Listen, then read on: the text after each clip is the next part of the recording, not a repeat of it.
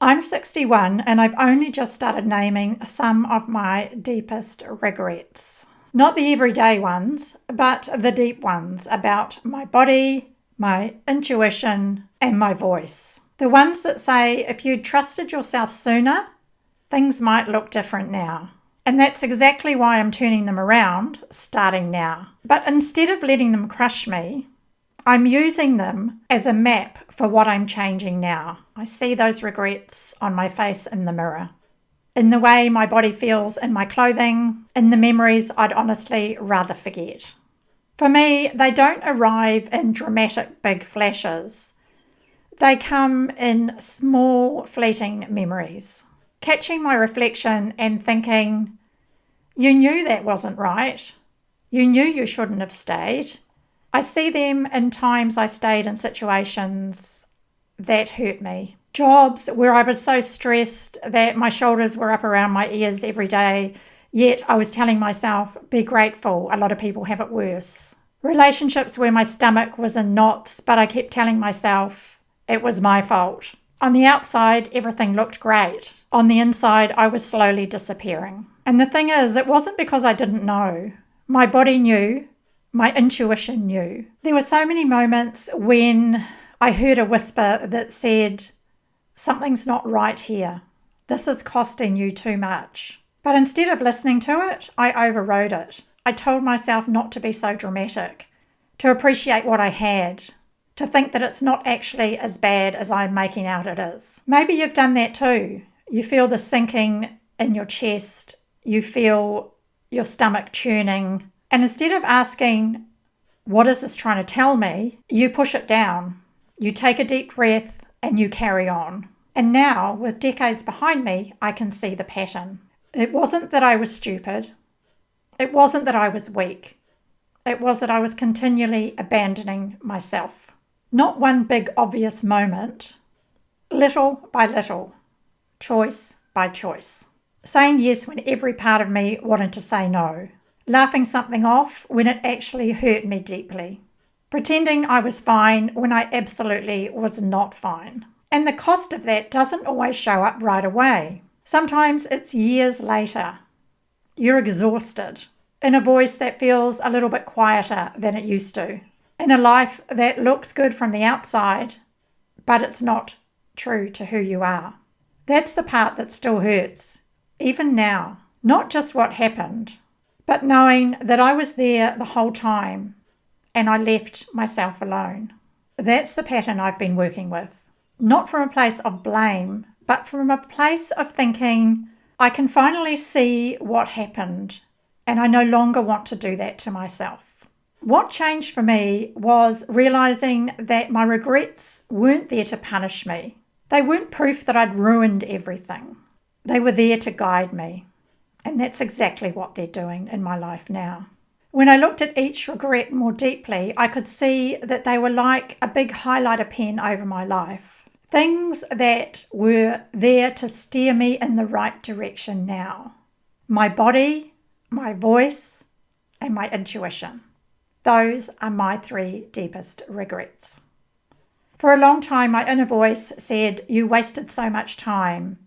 Why didn't you do better? You should have done this. You should have done that. And that voice feels very final, doesn't it? Very scolding. It doesn't invite you to grow. It makes you feel less than. But slowly, I started to see things differently. I started to be curious and compassionate with myself rather than cruel. Instead of telling myself, you ruined everything, I started asking myself, what is this regret teaching me? What can I learn from this? You know, when I look back on that relationship where I wasn't respected, I could look at it and blame myself and myself only. But there were 2 people in that relationship. And I look back on it and I think, when I came out of that, I made a decision that nobody would ever treat me like that again. I just don't allow that anymore. With my body, there were years when I pushed through, exhausted, working so many hours, driving myself so hard every minute of the day. Not paying attention to nutrition, eating too much, too many of the wrong foods, putting on weight, and then scolding myself for doing that. So now the question is, what has that taught me? What do I want to do from here on in regards to my body at the age of 61? And with my voice, there are so many times when I didn't speak up for myself, when I let things slide, when I kept the peace because I was too afraid to stand up for myself. I didn't share an opinion. I didn't ask for what I needed. I didn't say, that's not okay with me. It's easy to look back and say, you were a coward. But when I look back with the eyes of understanding and compassion, I treat myself more kindly. So now I ask, what is regret trying to teach me about sticking up for myself and having my own voice? When you start asking those kind of questions, your energy changes. Possibilities come to mind. You have something to act on. You find your why in the answer to those questions. You have data. You have information. And that doesn't change what happened. It doesn't magically wipe it away.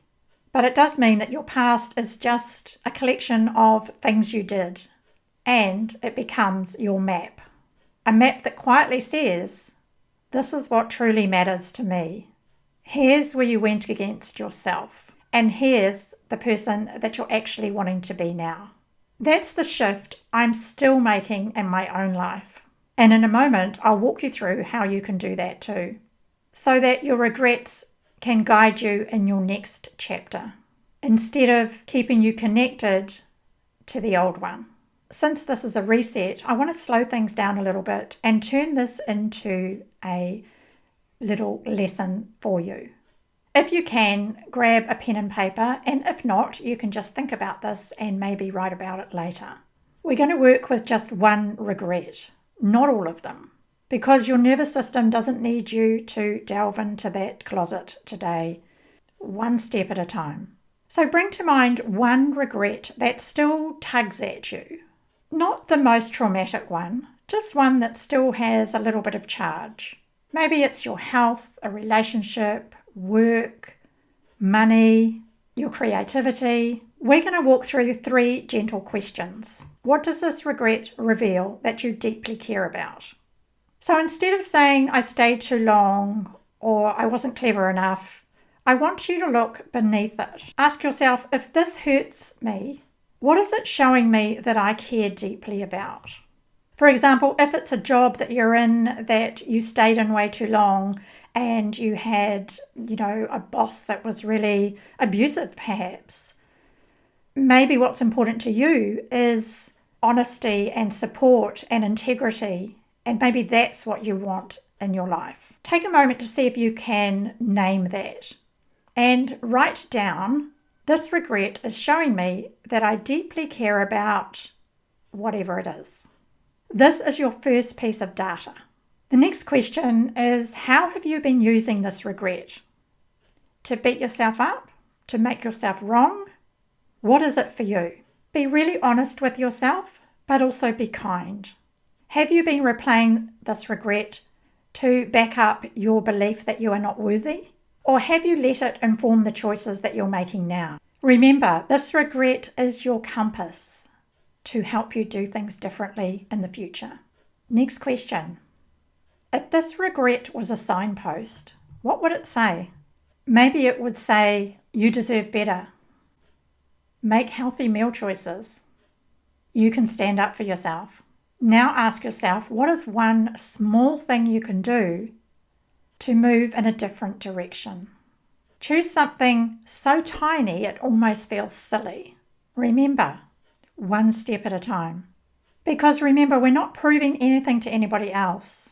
We're slowly starting to love ourselves more deeply. We are slowly starting to show ourselves that we will no longer abandon ourselves. So to recap today's small lesson, we named a regret. We asked ourselves what it showed us that we cared deeply about.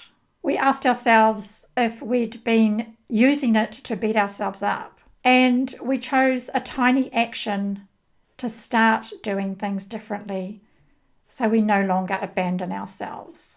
If you're willing to, I'd love to hear from you in the comments. What's the regret you have identified, and what's the tiny action you're taking? If you'd like help with any of this, I do offer one-on-one coaching for business purposes or personal development work, and there's a link in the description. See you tomorrow.